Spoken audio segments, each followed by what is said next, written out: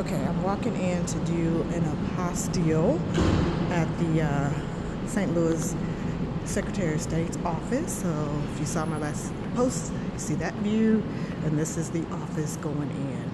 So I will let you know how it turns out.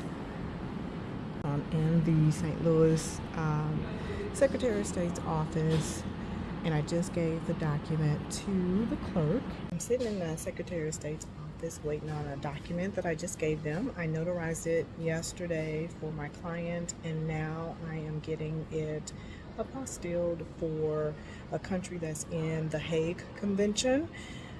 So I will drop some information on that, about that later, but I am doing this video because one person wanted me to film the next time I get a document apostille, and you have to fill out a form to let them know where the document, what country the document is going to, and then they take care of the rest. Literally, that's all it is to an apostille.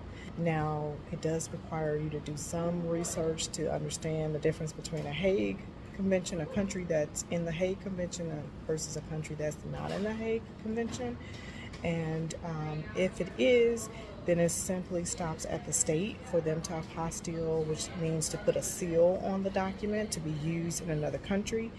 And if it's not, if a country that you're sending a document to is not in the Hague Convention, then there is a third step, and that step involves the U.S. Department of State, and that takes several weeks. So that's the quick and dirty of doing an apostille.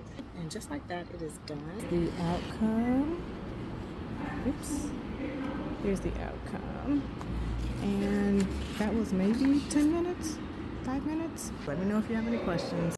As a step-by-step breakdown of this process for this client, not all apostilles follow the same route.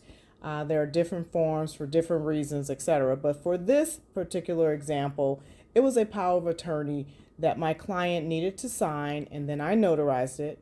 I took that signed and notarized power of attorney document to my Secretary of State's office in Missouri, and I had to fill out a form that indicated what country the document will be used in, and paid a fee for that.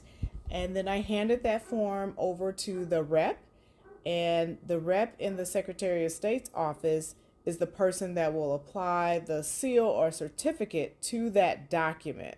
And then once she was done, like this video indicates, it was 6 minutes, no one else was in the office, so she handed it back to me, completed, apostilled, and then I delivered that completed apostille document to my client.